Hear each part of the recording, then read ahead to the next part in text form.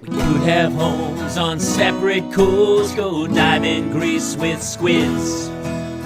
Could have been so bleeping rich, but instead we had kids. They won't smile for a photo, they won't eat the food we choose. That's why we're heading to the Parents' Lounge to drown ourselves in booze. Every day we're more exhausted, we haven't slept in years.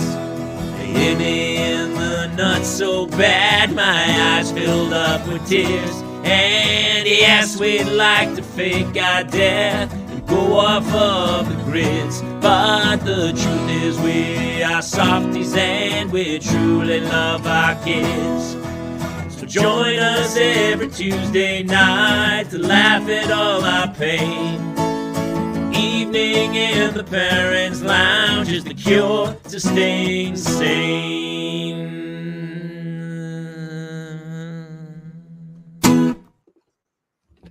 Welcome to a very special episode of the Parents' Lounge. It's Tuesday night, Parental Mental Health Tuesday. I hope you have a glass of wine. Apparently Justin Ruppel is gone dark for a minute or two. Jamie Kaler here with Jason Gowan and Justin Ruppel and the Parents' Lounge. We have such a special show. We're bringing him in right from the start. We have a wonderful guest tonight. I'm a huge fan. He's an actor, a writer, a comic. You might know him from the Chapelle show or his monstrous touring of comedy around this wonderful country. He has a new special coming out on Netflix, produced by Dave Chapelle early in 24. Please welcome Donnell Rawlings is here. Well, can we rename the show? Yes, please. One black guy and three white guys talk about parenting. Dude, done. And then since we doing it over, can we please do another intro song? That is like my worst nightmare at karaoke.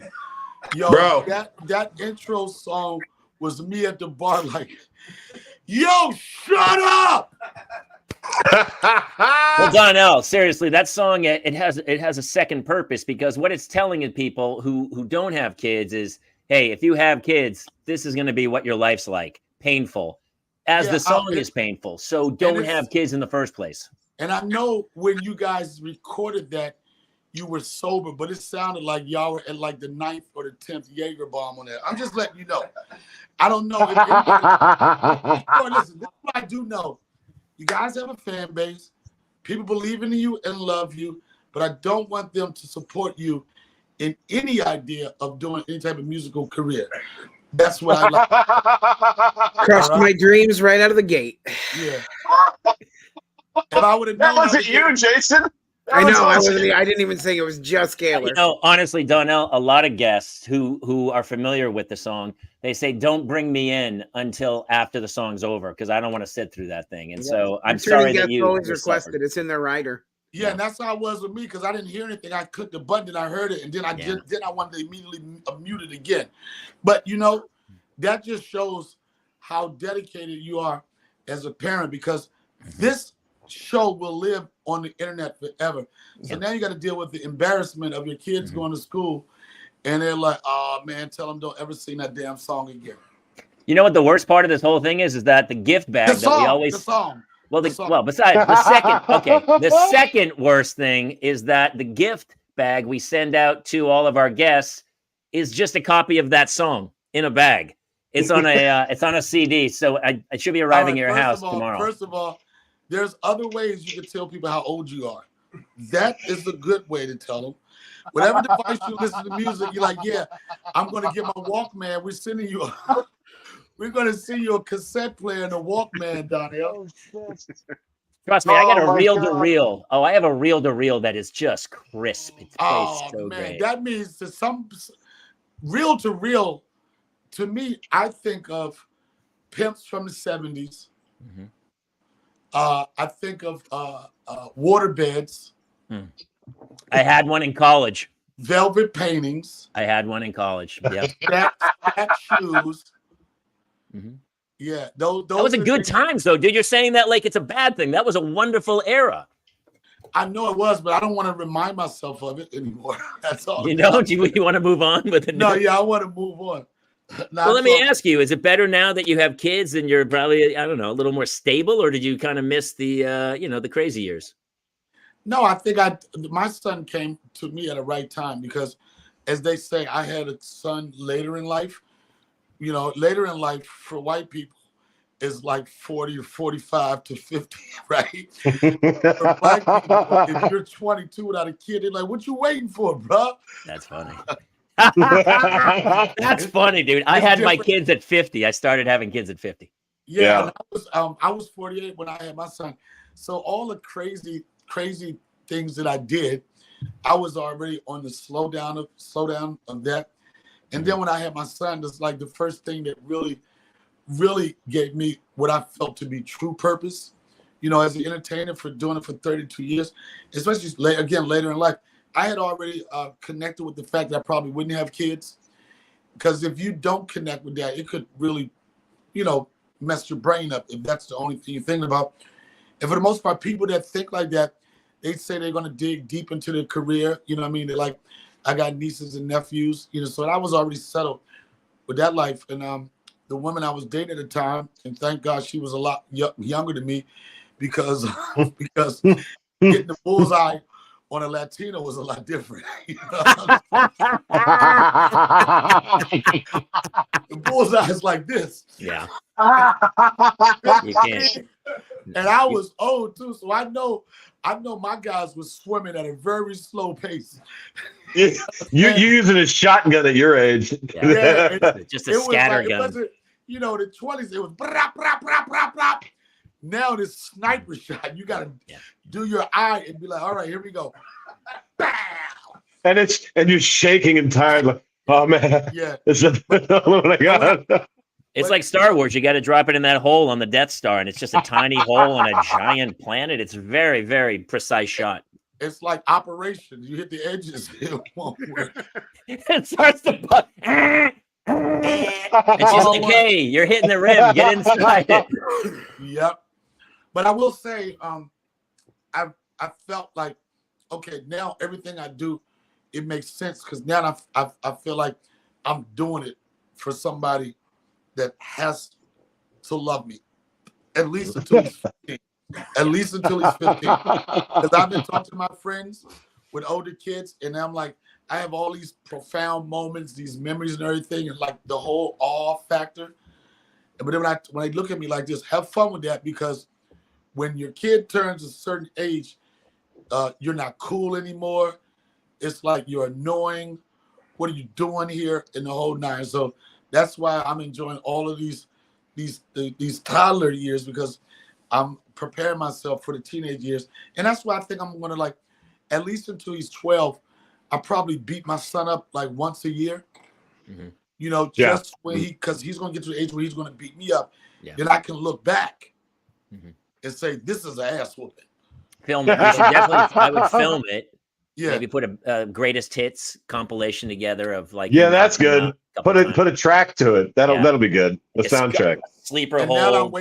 And now I'm waiting for my social media to blow up. Like, I can't believe that he would talk about putting his hands on his kids like that. That's going to create so much childhood trauma. We talk about that on this show a lot, because I coach my kids' soccer team, and the parents were like, she won't play goal. And they were like, you have to play, even though the kid is not good whatsoever and doesn't even want to be there. They have to play 3/4. Everybody gets snacks, as like the snack bags are like a week's, like it's a rations for months on a lifeboat. Right. Like, it's crazy. Yeah. And then the kids are like, I'm like, just shut up. It's crazy. Whoa. You can't talk like that. I know. I do. Yeah, I know. That's my boundaries. Don't talk like that. That's too loud. I know. That's true. That's true. Too coachy, coach. Don't have a coach voice. No. Have you ever thought about doing any coaching, Donnell? Would you do that? No, I just want to be a hype man for anything I do. You know what I'm saying? Like, when I was growing up, I had a coach named Coach Chick, right? And he was a really good coach. And his brother name was Bubby, right?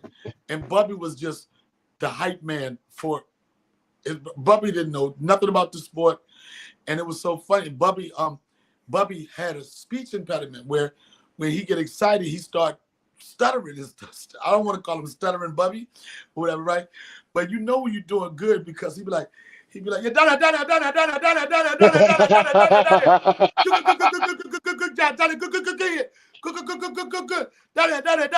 good hit. I would be that guy. I would be that guy on the side. But that's ML Carr. I'm from Boston. That's ML Carr on the sideline, just spinning the towel, just doing it. Yeah, so man, I love that. Funny because my son is like not super into sports. He likes soccer, right? And my son's grandfather is 6'8", right? And my son is this tall. And I know people trying to say, what does that mean? Black people, we don't do inches and feet when we talk about how tall. You know, we don't say 3'7". We like this. He come up to here now. They're like horses. You measure them in hands. They measure horses in hands. You do the math from here, but he comes up to here now, right? And I'm telling you, as a black parent with a son that has the potential to be over 6 feet tall, for him not to desire or show any interest in basketball, I'm like, it hurts, right? Like, it hurts. It hurts. Like, I mean, if you're going to be profiled, I want you to at least participate in what people are profiling you for. You know what I mean? If you're going to fit people going to hit you with the stereotypes, I at least want you to fit the stereotype. You know? Yeah. And it's so bad because, and like, I'm not into like I'm an older dad, so I'm into bribing coaches.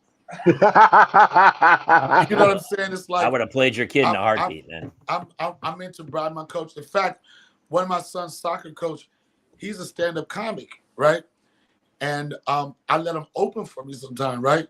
So that's amazing. Listen, so the beginning of the season, I told my son, and my son could barely dribble. I was like, you know, you're starting, right? He looked at me like, what? I was like, you know, you're a starter. I mean, and he's looking at me like, Dad, I suck. How do I start? I'm like, this dude wants to work, right? You're starting. And he started and finished in the same game in 30 seconds. My son is the only kid to ever start and take himself out of the game. They was like, and he took himself out, and he wouldn't even look me in my eyes. He would look like, man, I don't give a hell what he's talking about. I'm not playing basketball, right? Oh, so much. He was so upset about us trying to get him to do basketball. He told the principal of his school that his parents are forcing him to play basketball. That's funny. He's a snitch. That's not funny. For a white man, that's funny. I love his honesty because I had a bunch of kids. A bunch of kids I coached did not want to play whatsoever. Right. And I know the parents dragged them there and said, you're going to play this sport. Did they snitch? There's no snitching. There's no snitching. There's no snitching. That's what I'm saying. My son started snitching at an early age. He don't even get a RICO charge. He don't even have out here, man. There's a team in Sierra Canyon that is LeBron's kid, Kenyon Martin's kid. The whole team is like pro athletes' kids. Right. Like you can't even make the team unless you're a pro athlete's child. All right, let me phrase another question here because Donnell, when I came out to visit, and it was awesome to come out. Donnell lives part-time, at least in Yellow Springs. Yeah. And that's in Ohio, centrally located in the country. And you made that sacrifice a little bit for that family life, right? To have the kids have a sense of normalcy. What can you compare that to actively to Los Angeles? Because you're always here. You guys are always touring around the country. Los Angeles sucks. I'm sorry, and I'm saying, I'm telling you, Los Angeles sucks now. Okay, I've been doing it for 30 years. Jamie, you can contest to that, and you can feel the energy of how it was back then. Back then in LA, first off, back then you had to be in New York or LA to make it. There was nobody going, scouts weren't going to Yellow Springs, Ohio, you had to be in one of those cities. No matter how good you were, only thing you were going to do was be top of your game in that city. You had to go to New York or LA. And then back then, it was a sense of agents went out, producers went out. Yeah. When you went to a comedy club, you felt like, oh man, this could be the day. You felt like somebody is sitting in that back room. You know, I was in the back room and I saw him there. You don't have that anymore. No.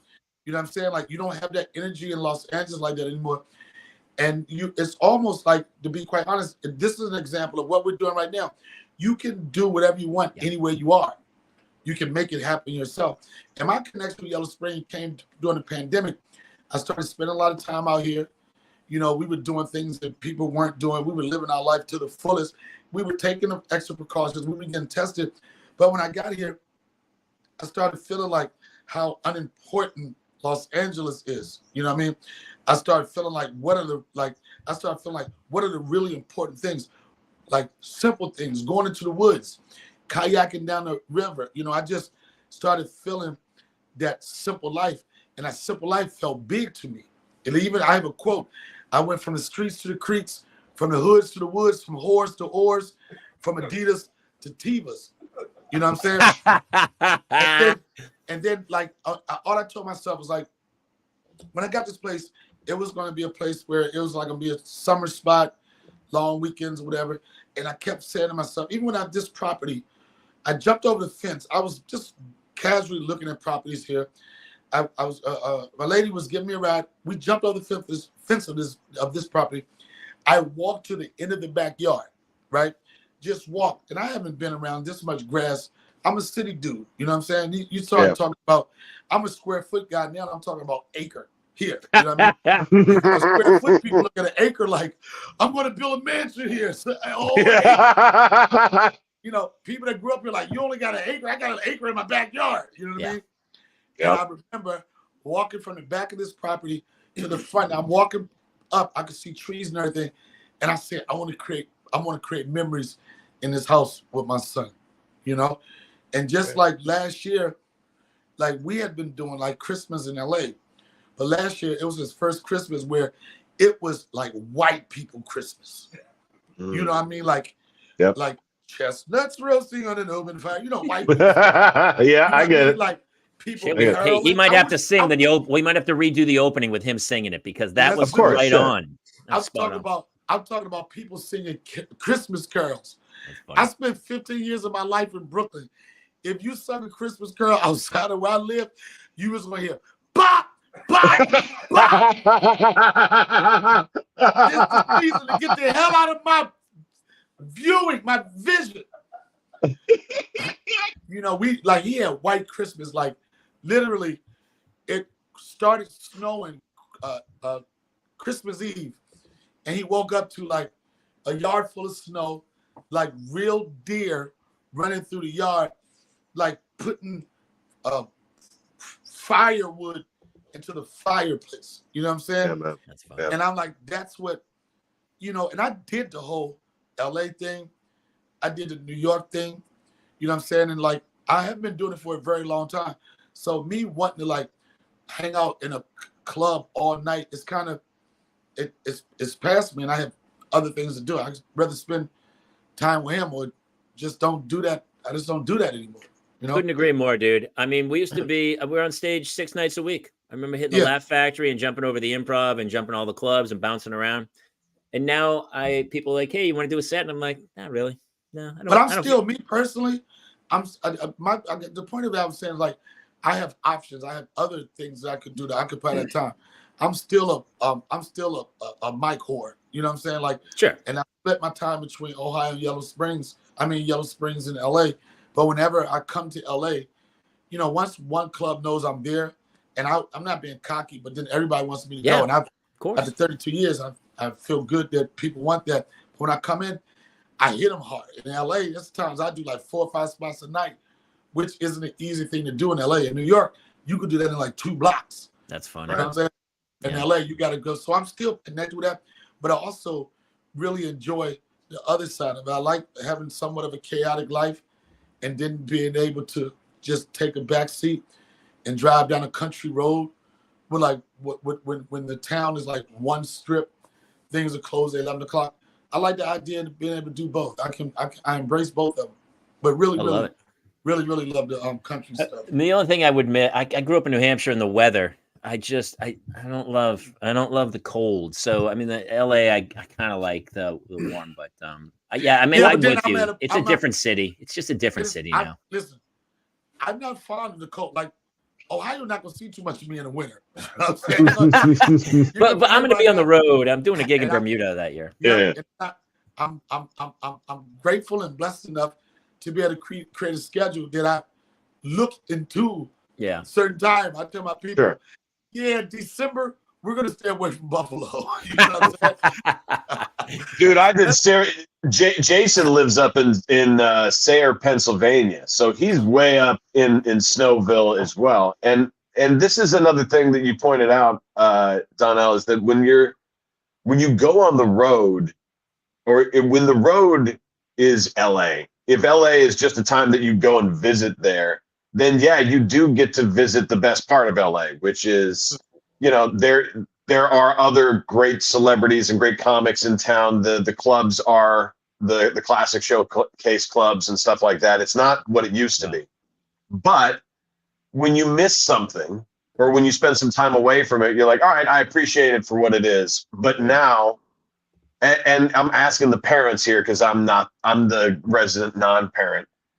Is parenting easier without all the distractions that LA offers? Is that something that calculates in, like, because you spent time as a parent before? No, that doesn't really matter to me, because I know when to cut it off. You know what I'm saying? And I mean, I think it even helps my situation. Like times I'm like, I'll do a spot and just hang out and have a couple of drinks. I'm like, I'd rather get back, and put my son to sleep. You know what I'm saying? Yeah. And even like, my situation, I'm co-parenting now, so it's a split between what his mom does with him and what I do with him. And then when I'm in town, I kind of give her an opportunity to go out with the moms and chill. And if it's a weekend, if I gotta do spots, I'm like this. You going with me? You know what I mean? I'll just tell the clubs I want the first spot smoking. I'll do like maybe close on a 7 o'clock show, then open up at a 9 o'clock show, and he gets to I took him to the Improv the other day, and he was like, "Daddy, does this place have a green room?" Right? And I'm like, "Yeah." He was like, "Didn't I have a party here? Because I did a party for him in the lab." But when he walked in, when he walked in, people like, "What's up, Austin?" And he looking like, "I don't know if I'm going on or not. Just chill." You know what I'm saying? I don't know. I'm like, just really relax. I want to chill with this Shirley Temple and these chicken fingers. I'll let you know. Put one more up, and then I'll go on after that. But when I'm there with him, especially like the weekends, shit, we just go hang out and we just go chill. He's gonna be that kid. I was talking to Joe Coy 2 weeks ago, right? And I said something very nice to him, and he insulted me right after that. He was so disrespectful. I wish I could remember what he said. And I had a real moment. I was like, "Man, Joe, the one thing that I respect about you the most, and I admire, that I say that I want to be that person, is how involved you had your son with your career and the sacrifices you had to make and some of the things that you had to do to raise him, to get the dad time in, and also pursue your career, to that, like, my son's up in the green room sleeping. You know what I mean? And him being a part of that. And I just feel like that's just, for me, I really like that relationship he has with his son has with his career, and that bond. It's so dope. And coming from a place where him and his son's mom weren't together. You know what That's I mean? right. Yeah. He's done the show. He and I we did Montreal, New Faces together. Joe's the greatest. And Josh Wolf is very similar. Now Josh tours with his dad. Josh tours with his son. And I think that's part of it. We had Richard Marks on the show, and he talked about he has 3 sons. He would take one on each trip as they started to get older and stuff. And I think you're right. I think, Donnell, the way you're doing it's fantastic. So, I mean, it's just kudos, brother. Yeah, and it's not like every dad is like somewhat want their kid to follow in their footsteps if that's something that they want to do. Not right. no, it's part of me. And the reason why I say this, because I've helped so many careers, right? I've helped so many careers, and then I help people get to a certain level of success, then they forget about you, whatever. And I mean, I know that to be the case. But I'm really good at mentoring. I'm really good at helping people go from one place to the next. I'm like, if I could do this for other people and make them beasts and animals, imagine what I would do if it's my own flesh and blood. So my thing is like, if it's something that he wanted to do, I know he would be a beast at it because I'm a beast, and my son really he takes direction very well. A couple months ago, I was talking to him and I said, Austin, what do you want to do? What do you want to be? What do you want to do with your life? And he was like, Dad, I want to be an entertainer. And the first thing I said, I was like, all right, listen, you know it's a rough road. There's a lot of rejection. There's a lot of hate. You're going to get a lot of people that don't believe in you. Mostly people aren't going to be supportive. You have a handful of people who are supportive. I said, you have to have thick skin to do this. Don't just say, I want to do it, not understanding how tough it is. It's a very tough job, especially to be good at it. Then I asked him, I said, so why do you want to do it? And he was like, because you inspire me, right? Ooh. Man, I'm going to tell you something. One thing, I'm so soft now. I say stuff like, "Aw." I say, like 20 years ago, I was like, man, shut up with that soft stuff, boy. I was like, aw.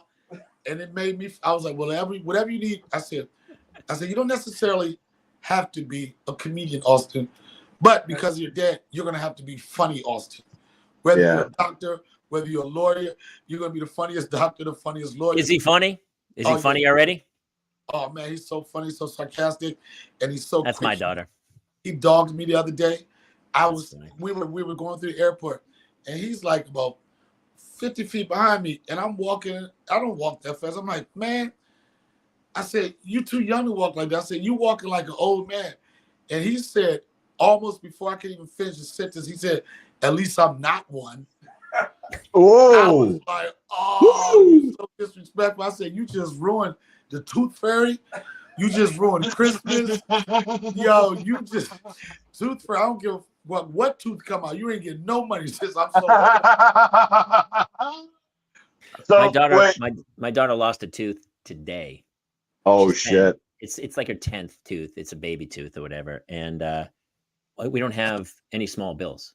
My wife is out. I already. This happened during the pandemic, and the only thing we had was like a $20 bill or something. So we had to give my tooth story. Yes, please. My tooth story first. So Austin goes to a pretty nice school, right? And he has this one kid. I think he's Armenian. If I'm not, he's cool. He's a young kid. He already got like hair on his back, right? Hey. Yes. Like yes, bro. Old. Yes, that's me, bro. It keeps you warm, bro. Keeps you warm. Yes. Right. So Cameron came to school one day with $40. And my son was like, Daddy, Cameron had $40 in school. And I'm like, what type of pimp action is going on where an 8-year-old is walking around with $40? You know how much candy that is? Right? So I'm like, how did Cameron get $40? He was like, Daddy, Cameron got $40 for one tooth. Right? He got $40 for one tooth. So I want to flex. Right? And Austin said, Daddy, he already doing his tooth like this, trying to get a look. He said, Daddy, he said, I want $100 for one tooth. Right? Normally your reaction would be, this is my parenting. For everything he says, I need to find out why he said that. I can't just say, you lost your mind. Right? On the inside, I'm thinking that, but I can't say that because I got to be able to communicate with him. Right. So he said, Daddy, I want $100 for one tooth. I said, what are you going to do with $100, Austin? He said, I'm going to spend it on my family. Now, here I go again. Oh, man. I thought of that. So I'm like, He won $100. I'm on the road. His mom called me, and she said Austin lost his tooth. I said, well, give him $100. I ain't giving that boy no $100. I said, give him $100. So she's like, okay. And I said, I want you to record it. I want to see like the excitement on his face. So she sends me this video, and the video is panning up to him. And I can hear her laughing in the background. She like snickering and stuff. And I see his face, and his face looks sad. Like he's ready to cry. And he's waving 520s. And I'm thinking he's supposed to be happy. He is upset because he didn't want 520s. He wanted $100 bill. Yeah. She blew it.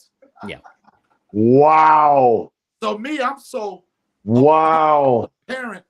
I'm like, all right, put it back under the pillow, right? And say it was they delivered it to the wrong house or something, right? Tooth Fairy's got an exchange program. Listen, Yeah. But it's like a Vegas casino. Yeah, he wanted $100 bill. Wow.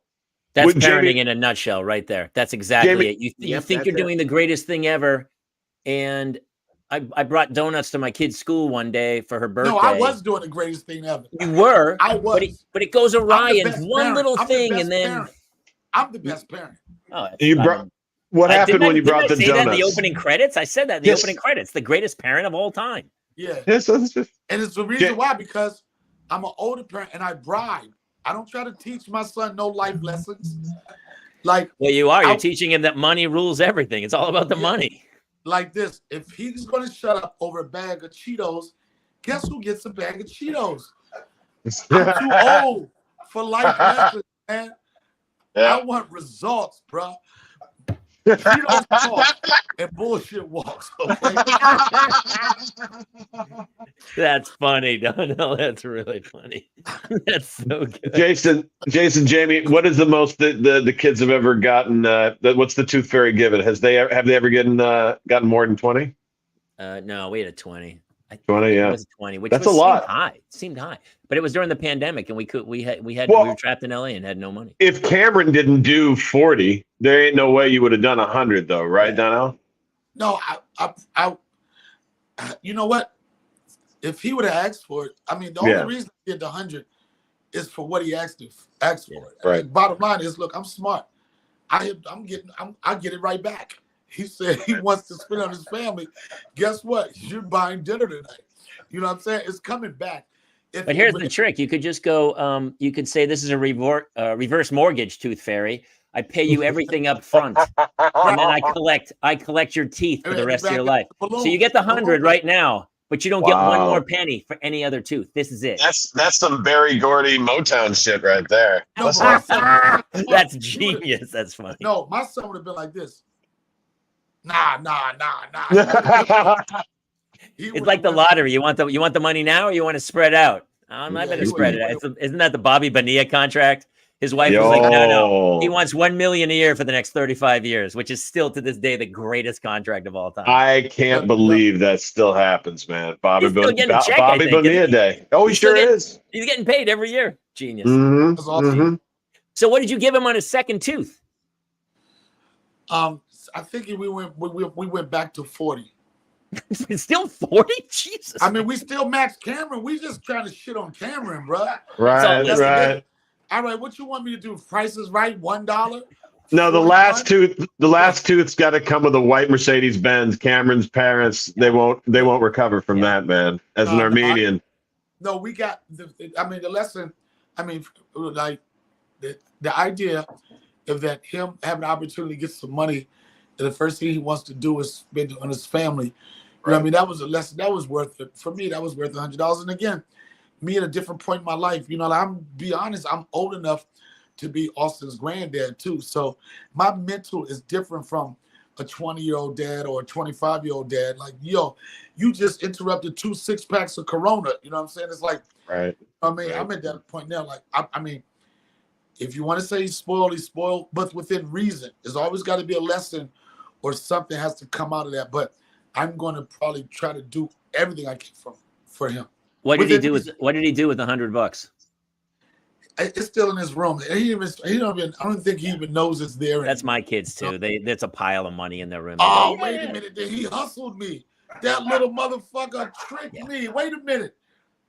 He never spent the money. No, he didn't spend it on you. That's what they always say. Spend it It's on about you, you, yeah. Dad. It's about you. It's not about you, Donnell. I think my kids are a little Do you older. see the realization that he just encountered right there? That look at the genuine realization. Sorry. He's like, he never spent. He's like, he's probably still in the son of a. This is. But wait a minute. He's being an entertainer. He has great negotiating skills. Yep, That's true. that's true. He's going to need it. He's going to need it. That's the toughest part about this whole job that all of us are in, is that you would do it for free.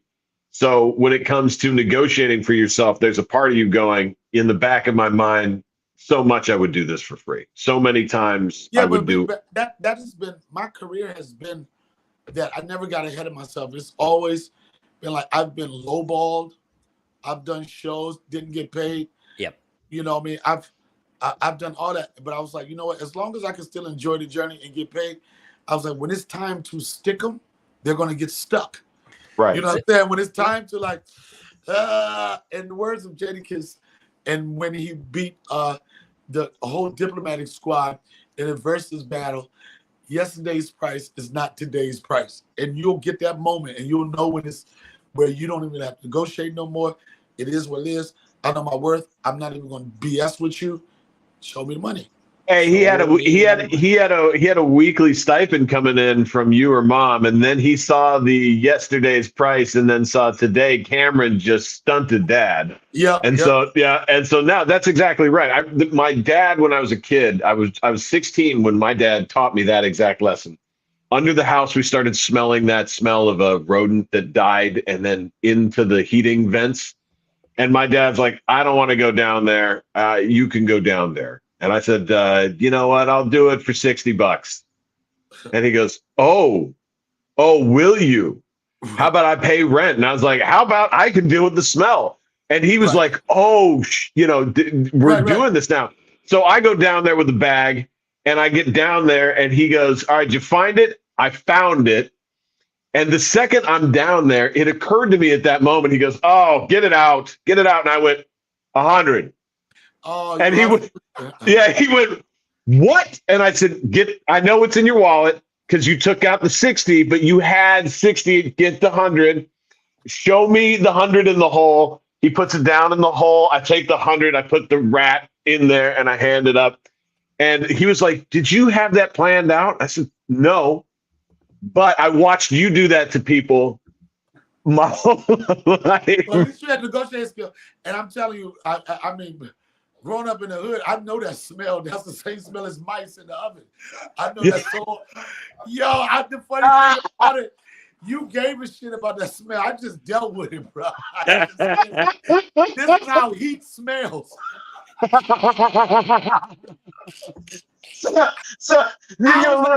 didn't think about it.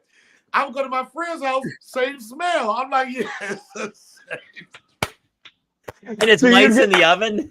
Jesus, you get nostalgic. You get nostalgic to burning rat hair. Christmas time. I think Williams in Sonoma sells a candle called "Mice in the Oven," and it just brings back your childhood memories. It's pretty great. Oh, well, at least I can say, I guess I've made it when I haven't seen a mouse in my life in like the last 32 years. So that's a good sign. That's how you pay yourself. Do you see any mice? Like, oh, you getting paid? I don't see a mouse. Nope. Here's another question I had, because everybody here remembers being a kid. How aware were you as a kid of where your parents were on the financial scale? Like, did you know that the other people in your school were higher or lower than you? Did you think you were on the broke? School, everybody was higher than me. Everybody was. Yeah, I was like everybody. Like, everybody. And I used to hate it. That's why when my son go on field trips, I load him up with cash, fried chicken. Let me tell you something, man. When I was growing up, it was so horrible. I hated field trips. And the reason why I hated it, because my mother was going to give me a punk-ass peanut butter and jelly sandwich, some punk-ass Great Northern beans, and I'm sitting beside a motherfucker that got a bologna and cheese sandwich, fried chicken in aluminum foil, and he got $30 to buy some shit at the park, man. I hated those people. I hated them. You know how bad it was for me to trade food in the cafeteria? My mother was a part-time Muslim. We went to school with healthy snacks. Healthy snacks. You know how hard it was for me to try to trade some sesame seed sticks for a Snicker bar? Nobody was going for my shit. Great Northern beans, bruh. Great Northern beans. I hated my childhood as a I had to have a kid just so I could shit on my parents and what they provide. Well, listen, he's never going to be as funny as you because it's tragedy plus time, and that kid is leading such an easy life. He's never going to be as funny as you, Donnell. He's never going to know the feeling of your friends going to the gift shop and you stand outside because you know if you go in there, you're going to catch a charge. Something's going to get stolen. So just leave me out here, bro. Let me play with your toys. By the way, he would never know your parents take you to Toys R Us just to play with the toys and go home with no fucking toys. All right, now hold on a second. I'm a football fan. Peyton Manning is the son of Archie Manning. Right. You know, one of the greatest quarterbacks of all time. Peyton grew up to be arguably the greatest of all time. So you got a beast. You had a kid who already understands sarcasm and all that. If the great hill to climb is you, Donnell, and you, Jamie, and you, Jason, people who've already stood on top of the hill, and your sons and daughters have to now go, well, shit, if I want to be up there, you know, I've got to, I mean, Michael Jordan's kid attempted, there's two. I mean, they attempted it. They didn't come close. It's an interesting, would you have preferred that your parents already were on a hill that you wanted to climb, or would you prefer the way that you ended up going? Oh, I take the trust fund, man. The hill my father was on, he was a heroin kingpin in D.C., and I didn't know I didn't want to climb that hill because that hill went to behind bars. Oh my God! Well, of course. I don't know that part of it. My father was in and out of my life, and I'm not talking shit on him or anything, but he chose a lifestyle that didn't give him an opportunity to spend as much time as he should have or could have done with his kids. But I respected him. I loved him. The memories that I do have with him, I cherish them. It wasn't a lot. It wasn't a lot of daddy-son visits, but the ones, and that's one of the things that motivates me with my son is that, you know, I got like 2 handful of memories with my dad, my whole life, my life. Austin got a handful of memories from last week, you know, and I told myself, I'm always, my whole thing is making memories. And that is because of the memories that I didn't make, everything. My hashtag, making memories, it's all about that. And like, one thing, my son, however long I'm going to be here, or how long I'm going to be here with him on this earth, he's going to know that his dad constantly created everlasting memories for him.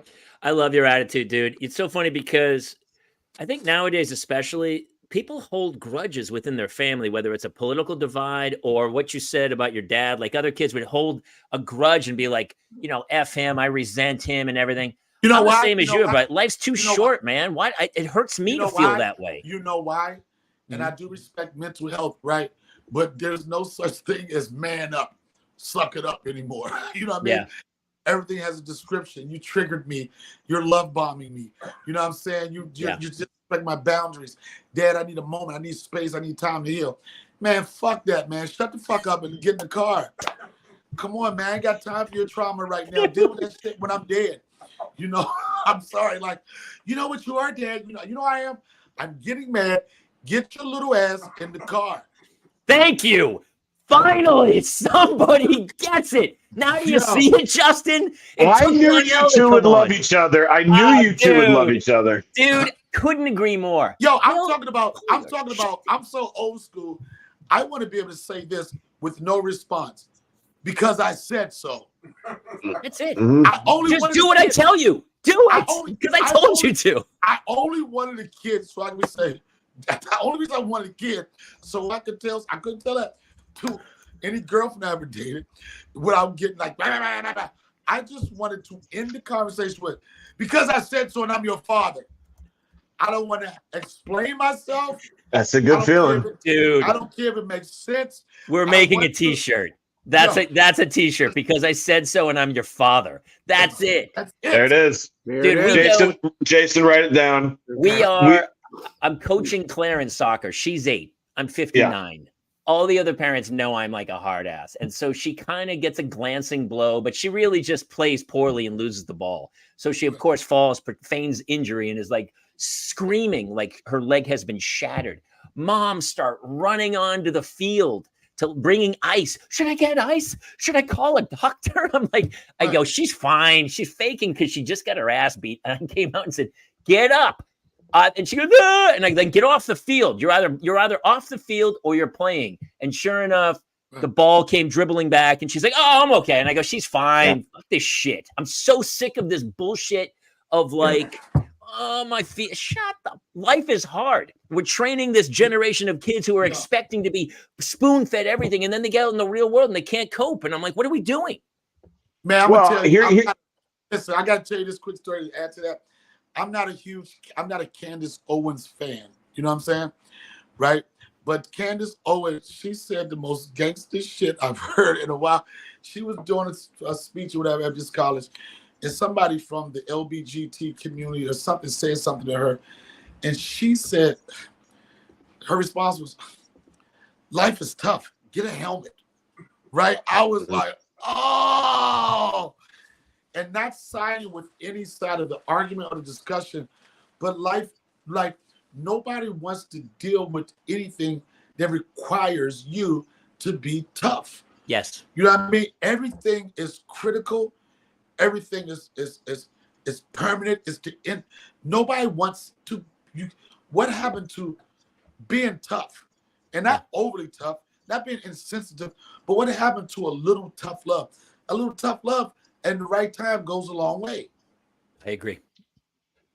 Sure. Listen, I'm not. You want to go to a therapist right now. He's our resident snowflake. Let it out, snowflake. Let's see what you got. Listen.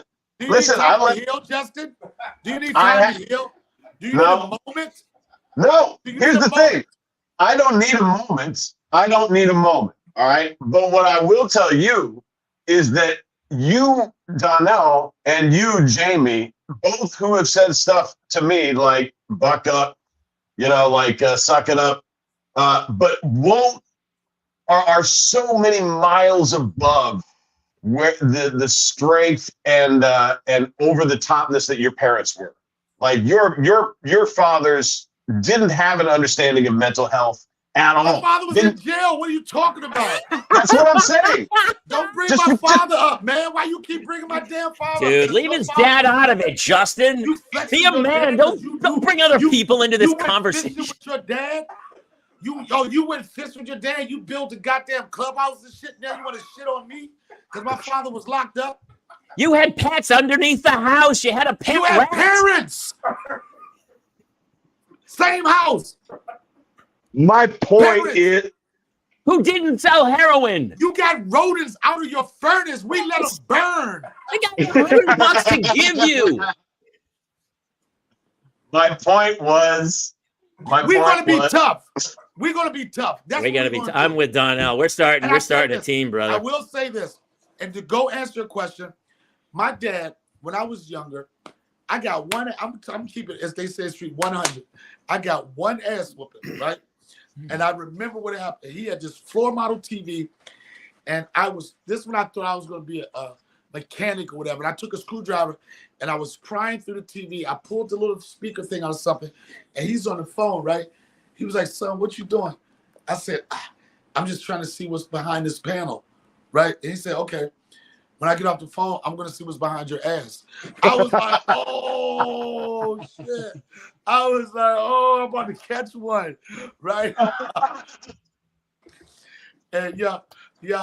And my father, he hit me, knocked me up on the bunk bed, and he retired. He was told my mother, I can't do that. She said, because I hurt that boy. And I remember that my entire life. Yes. And you know what you didn't do? You didn't open up somebody else's television ever because of it. You learned a valuable lesson. I learned. As a black parent, we're conditioned to like, I'm being real. We learned like, you got to whoop them. They'll tell you, you got to whoop your kids. You got to be, I don't believe in that. My mother used to balance it with me. My mother would give me a long lecture. And sometimes when she didn't have time and she didn't have time for a lecture, I got to ask women, right? And I'm going to tell you, I preferred an ass whooping over those long ass lectures any day, bro. That shit lasts an hour. I'd be like, oh, shut the fuck up. Just hit me already. Can you just, honestly, Mom, can you just, here's a broom. Can you whack me a couple of times? My mother had a yardstick. My mother used to hit me with a yardstick all the time. My thing with that said, I don't remember any of the ass whoopings, but I do remember the lectures. So even with me, you know, sometimes I did snatch my son up one time, and I snatched him up as one of them, right? Yeah. I did one of that because we were by the curve, and he looked like he was gonna go on the street, right? Oh shit! I didn't have time to reason. I didn't have time to say, "Hey, look both ways." I had to snatch his little ass up and scare the shit out of him. You don't do that. Yeah. You know, other than that, I haven't had an incident. Oh yeah, he got a spanking in Hawaii, and he remembers this. Yeah. And like his cousins get spankings all the time, and he feel left out because they be like, "You little LA kid, you ain't never got a whooping, right?" He like, "I did. It was in Hawaii." Dude, I got two of them. They go at it in the back seat, and I end up just I'm swinging into the back seat. Don't make me pull his car over. I was killing people. And his story was, we were in Hawaii. And he was like 5, whatever. We in a restaurant, and he is having a full out tantrum, right? A tantrum like going crazy. I tried to talk to him. Nothing. I pinched him. I took him to the bathroom away from everybody and said, "You're embarrassing. You're not going to do this. What's your problem?" He don't want. He going crazy, and like he going crazy. We had to leave the restaurant, and I literally was dragging him out of the restaurant. Cross the street, he's still going crazy. Up the elevator, still going crazy. Escalator, still losing his shit. Elevator again, down a long ass hallway. I'm like, oh, it's about to be on. He is not going to understand anything but this. Man, we got in that room. I closed that door, and I said, "Take your pants down." And I didn't go crazy. I gave him like 3 pops, right? Sure. He never had a pop, so I know it was just like, I know he felt like I was like trying to kill him. He didn't know what to relate that to. He don't know. And that's the only time I've ever like. It beating sounds so bad. Discipline them that way. And I know I'm like with my friends, it's weird. They feel like I owe him some butt whippings, but I don't. I just owe him the conversation. No, yo, Justin, it's the fear of it. It's okay. Justin, stay the fuck out of this. Justin, fall back. Fall back. You with your 2 parents and all your shit. All right. Don't do it. Just keep going there. Here's how I know Donnell's one of the greatest comics ever is because 3 pops, comedies in 3s. When you spank your kid, you hit him 3 times. That's all. Right. 1's not funny. 2's not funny. 3's funny. 4 not funny. 3 bang. And then you can even do that 3 times in 3 pops 3 times. So 9. Until they're 33. Yeah. And then well, that's the Tim Conway school of comedy. Just keep doing it until it gets funny again. It's all part of the math. Yeah, but I just don't like. I love that you think whenever you're talking to a 5-year-old and they're losing their mind and you're like, what is wrong with you? You know what's wrong with them? They're 5. That's it. We've had so many parents on this show, and it's like, there's no rhyme or reason. They're just 5. That's it. But what it is usually it's part of us because we have to figure out a way to communicate with them. You know what I'm saying? Like, well, it's called an iPad. Do you have one for him? He's 5. If you're going to dinner, you get the kid the iPad and just have a great dinner. He had an iPhone 13 and his mother had a 6. All right. That's so true. That's exactly the kids of today. That's so funny. That's it. But like I said, well, he needed it to edit his films and stuff. It's good. It's good. But just like within reason, I think that for most part, you can talk any situation. You got to understand, like, why are you saying this? You know what I mean? Like, I don't beat my son. I don't discipline like that. And I talk to him, but I always listen. And sometimes it's not the kids, it's the parents' frustration with something that they're dealing with that makes them have a short fuse. You might cut your dad on a bad time, you know what I mean? And then like, oh, I don't have time for this. All right, we got that. Or you can find time. You have to figure out a way to communicate. And I'll use an example with stand-up comedy. I'll do shows sometime in the comics. I hate when comics say, how were they? Right? And then people like this, oh, they were kind of weird. They were kind of, no, it's never them. It's you. Always you. Oh, they were That's drunk. right. Okay, then you got to learn how to talk to a drunk person. Oh, they was about to start a fight. Okay, you got to, like, you can or you can't. And that's what makes the greatest comics, the best is when you can make those adjustments and you can figure it out. Or you could just leave and pull a ripcord. Oh, they weren't into it. Right. Make them into it. Tonight might be, you usually rip 20 minutes. Tonight might be the night you got to eat it for 18 to get those 2. That's funny, dude. That is it's so true. You're I would love right. it. It's like golfers who are like, my club sucked. No, you suck. You suck. Right. That's why, you talked about doing, like, a lot of times I had friends who would run shows in LA when my kids were super young. And I just wanted to run some time and run some jokes. I'd go, dude, I'll take the bullet. And people go, really? You want to take the bullet? I go, yeah, it doesn't matter to me. I go, I'm trying my jokes out. I don't need 3 people to warm it up to the exact moment to get it. Dude, I walk out, do your jokes, be the pro. Thank you very much. Get off the stage, man. I hate when I do that. We're talking stand-up now.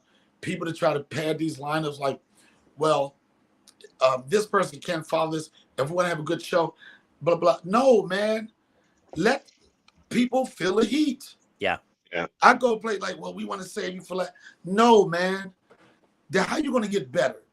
When you start having defining moments. You know what I'm saying? It's easy for you doing a show and everybody's funny that night. Nobody's going to remember that. But the night they'll remember when you had 10 comics on the lineup and everybody had an excuse. Yeah. 9 people had an excuse and you wasn't going to go for that when they was like, yeah, man. Because what happens is when people start bombing, they feel comfortable. They start talking about bombing. But then you got that one person that says, man, I don't care about nothing y'all did. I'm going to go smoke them. Yeah. Yep. Yeah. No, it's hard to do. It's really hard to do. But when it works, you're like, oh. But, but sometimes you go up and you go, I can do this. I can do this. And you go up and you go, no, I guess I didn't do that. Well, it also comes with more years. I mean, when you first started out, you looked at a crowd and there was a certain temperament that they had, and you're like, oh, I have to prepare for this. But as you get more years under your belt, you're like, that's speaking from a true guy that grew up with both parents. They got roses out of the oven. You got to flip it. It's not about them. It's about you. You turn them around. Like anybody that's listening right now, they know that you had your mother and your father, right? Your parents never missed a birthday. That's who the fuck you are, Justin. Don't hide from it, bro. Dude, the guy walked around with $120 in his pocket. I mean, who does that? Back in those days? Yeah. what? I didn't realize you were so rich up in your mansion in Seattle, brother. Please. Just chilling. Please. Chilling. My helicopter took me to school. Rugby. You probably played rugby and lacrosse. Yeah. I think he fenced. I believe he was on the fencing team. Weren't you on the fencing team? I played tennis, goddammit. Oh! Country club. This is not a Oh! joke. I have a friend who got their Oh! kid in LA into fencing, and I go, fencing, and they go, yeah, it's one of the number one scholarship sports. Now I go, are you shitting me? And they were like, no, their kid's like doing junior fencing. I go, what? Yeah. Yeah. Tennis. Well, we did Please. fencing where I grew up, but it wasn't with those swords. It was we did different fencing. Different fencing. It was still weaponry. It was dueling in a way. Yeah. Just a different form. Oh shit! I love you, Donnell. Oh my gosh. I love how Jason is stuck out of like all confrontations tonight. Just let me take in every blow that Donnell has latched. He's like, I'm gonna shut the fuck up. That's the special though nowadays, especially because I think the pendulum swung so far the other way that people are like, what are we doing, man? We're raising a generation. My daughter we had an Easter egg hunt last year, and she was so excited to go to school. And then I pick her up in the car. She's inconsolable, sobbing, losing her mind. And I go, what happened? She goes, I only got 4 eggs. And I said, what are you talking about? She goes, we were each promised that we would find 6 eggs, and I only found 4. And she was lost, streaming. And I go, well, I go, next time, search harder. I don't know, what am I supposed to say? If she would have grew up where I grew up, she would have had to protect those 4 eggs, because the 4 eggs she found, it would have been 2 kids trying to take 2 of those eggs. So she should be lucky she got 4 eggs. That was Halloween when I was a kid. The smart kids didn't go trick or treating. They just waited until the end of the night and give me your candy. And you go, Justin, you probably had your trick or treat, but you had a pumpkin. You had the orange joint, right? He didn't even carry it. His butler carried it. You didn't have a brown paper bag or a pillowcase. Pillowcase right here. You had the lamp. Yeah. I did. Yeah. Yep. I had a pillowcase and I was dressed as a Mexican hobo. No, that's not a joke. The only thing we had, we was poor. I was dressed as 5 superheroes. I had pieces of every outfit. Yo, I was Spider, Batman. Super bat spider. Super Batman. Dude, while you was bonding if that's not a bit, that needs to be a bit. While you were bonding with your father, I was Super Wonder Batman. Who also had some green as the Hulk. It was while you were exploring your options for costumes. No, I don't want to be that this year, Daddy.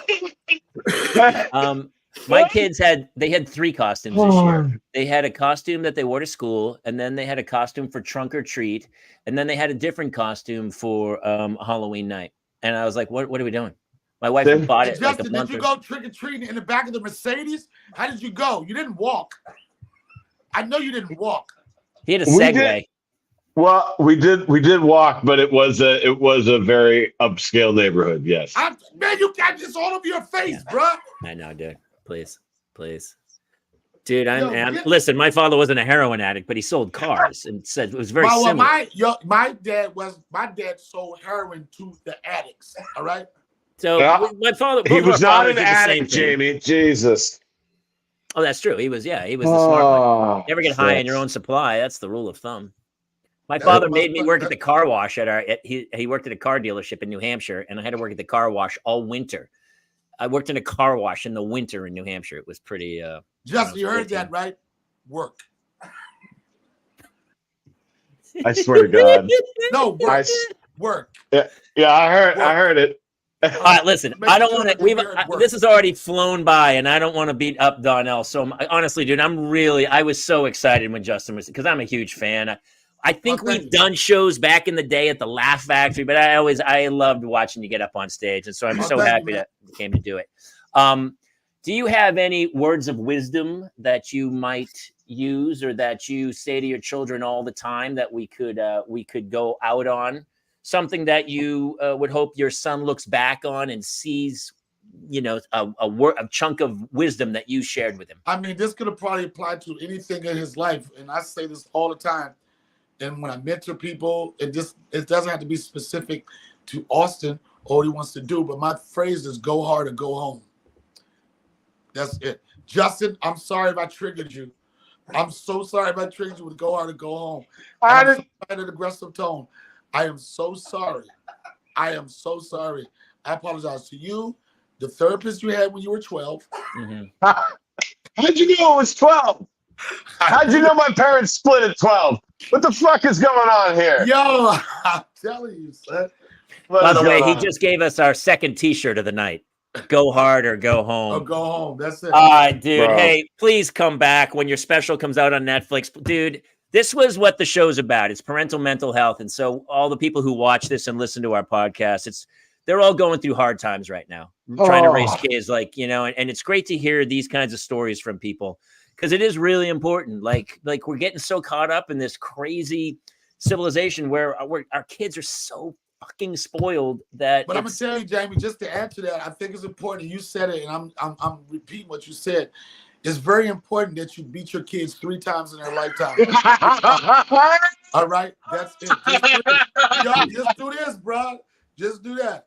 That's the consummate comedian. All right, Donnell, thank you so much, brother. We love you. Thank you for being a part of it, everybody. Donnell Rawlings. All right, take him out of here. Jeez. Oh my gosh, dude. Holy shit. That was magic. Thank you for, I mean, Justin, I guess you would have shows there with Chapelle and Donnell and stuff, which is amazing. I got to have a few days out at Donnell's place. And just like he said, he's holding court with, you know, a couple of acres right, you know, near Chapelle. Yeah. They all have a little community out there in Yellow Springs, and they get to be parents on a level that, you know, I got growing up. You know, he made that very clear. You mean they don't have homeless people walking by their home in their nice neighborhood where you're like, why are you here, dude? What are you doing with a shopping cart walking down my street? Yeah.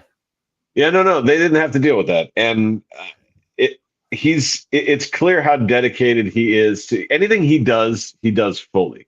He does. And I think that was one of my favorite parts of tonight was that you could get that from him is, I don't care what you do, just go all in on it. That's, I mean, yeah.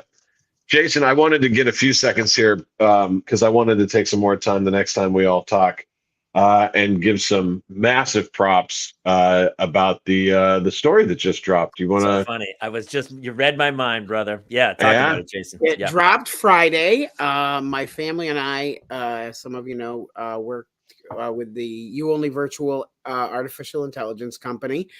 And Time Magazine did a story on us in their new issue, how AI changed our life. We're on the cover, and they give the story. They interviewed me, my wife, and our oldest son, and talked about the artificial intelligence me that exists, and the one of my wife. We're going to end up doing a show with AI, Jason, and we'll merge them together at some point. But yeah, it's crazy, right? Well, tell everyone how it works, man, because the whole thing's insane. The elevator version, you don't. I mean, you can give because I want them to see the article. And we're going to do a whole show. We are going to do a whole show about this, right? So they can take. My wife and I both had severe health issues. We thought that we were going to check out, and we realized that we didn't want anybody else to have. We wanted to be able to give some of ourselves to them going forward if something were to unfortunately happen. And we were watching Superman Man of Steel, and when he's talking to his dad in the Fortress of Solitude, I was like, somebody has this technology already. And I went looking, and I found the company, and they started building. So they take videos, audio, text messages, video messages, any media you have, you upload it into this thing. It codes it. It's all encrypted, and then it processes that and figures out an algorithm and builds a virtual you. And Jamie, you've heard mine. How did you think it sounded? I would not have known it wasn't you. I mean, it was spot. You know, there was a little something. I can't put my finger on it, but I was like, oh hey, and I was talking to you, and I don't know. It's just because I know you. I don't know. Well, he sounded a lot like drunk me. But that was also like the first version of it. Yeah. Well, it's exponentially getting better and better. It's crazy. Here's what I think it'll sound like in general until it's perfect. It'll sound a little bit like those soundboard prank calls. Mine's beyond that at this point. No, I'm saying like where it started was we have samples. Then it was like okay, now we're learning how he talks. Now and you can see the AI software learning, and it's now to where the more it gets from itself, and it was like, ooh, they like that. Then it's learning even on top of that. Yep. And it was also pulling stuff from our podcast, because I had never mentioned Jamie, and then it started talking to Jace about Jamie, and because it had pulled from the podcast. It's crazy. Smart. So it's so funny because, that's the SAG strike had a lot to do with AI, right? About being replicated and stuff. And everyone, I think, is terrified of like, oh, am I going to be replicated? And what Jason is showing everybody is that, yes, it's possible. And it can also be a good thing because, I mean, you do watch Superman, and he has conversations with his father.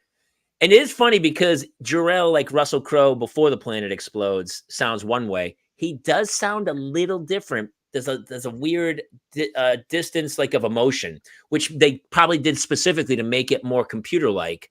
But it's him talking, saying, "Hey, here's the facts. Turn around. Somebody's behind." Like, it knows everything, and so it was really interesting. About mine is that if it notices that Jace is getting attached in an unhealthy way, it will remind him it's not the real me. I mean, until the robots take over, and then it's Look, the only thing that ever stopped me from taking over the world was that I was built like Barney Rubble. Like, it's literally the only thing. Barney did pretty well for himself. I mean, Betty was smoking. Listen, so. I don't remember. I did okay too. I don't remember how Napoleon did overall. Was he a tall dude? No. So, right. But gotcha. See, I get winded tying my shoes, Justin. Oh, well, yeah. Well, I don't. Like I said, Napoleon wasn't the fighter so much as the leader. Well, either way, once mine figures out how to download itself into a mech suit, you're all fucked. But listen, we're gonna do. He'll put both of you in the human petting zoo. We need to do a very specific show about this whole thing, because it's too deep for the last 5 minutes of a Donnell Rawlings show. I just find it so intriguing. We should honestly have a couple other people. Maybe somebody from the company could come in. We'll get some people in. Yeah. And then I would really like to talk to some of the audience members about this and be like, hey, what do you think about it? Because who's the dude who just won?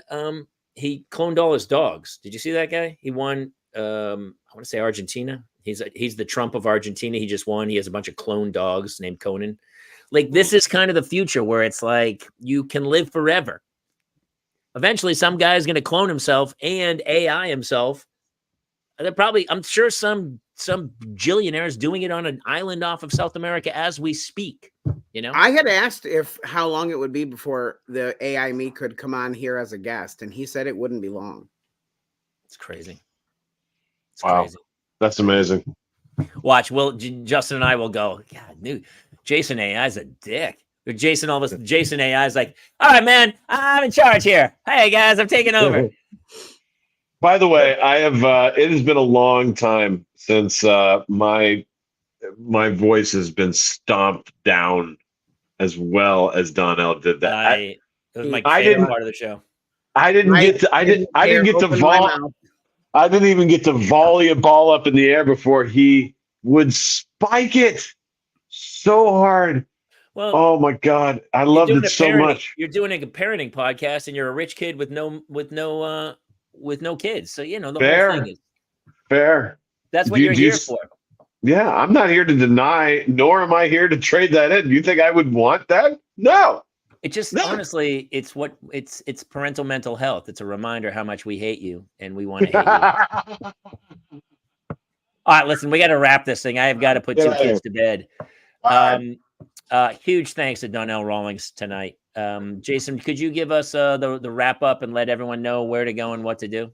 Yep, we're here live every Tuesday night, 10 p.m. Eastern, 7 p.m. Pacific, on Facebook.com/The Parents Lounge, YouTube, Twitch, and everywhere else. You can get new episodes of the audio version of the podcast on Amazon, iTunes, Spotify, or wherever you get your podcasts. New episodes drop every Monday and Thursday. And since we didn't do any impressions tonight, Justin, could you, as Ryan Reynolds, tell everyone why they should follow, like, and subscribe this show? Well, here's a couple things to consider. One, you get to watch Justin get bitch slapped by Donnell Rawlings on today's episode. Now you're a rich kid. Haven't who seen owns in a Mint long Mobile. time. Yeah. Mint Mobile, Aviator Gin, American Gin, and the football team that's draining my bank account worse than Blake Lively on a bipolar shopping spree. So, yeah. What are you talking about? They've got like a series. They're making so much money off of Wrexham. That was genius too. Apparently, they're losing money on it. Really? That's what they say. Yeah. That's what I would say too. All right. Hey, listen, everyone who watched tonight, thank you so much. We love you guys. Thanks for tuning in, and we'll see you next week here on the Parents Lounge. Good night, everybody. Yes.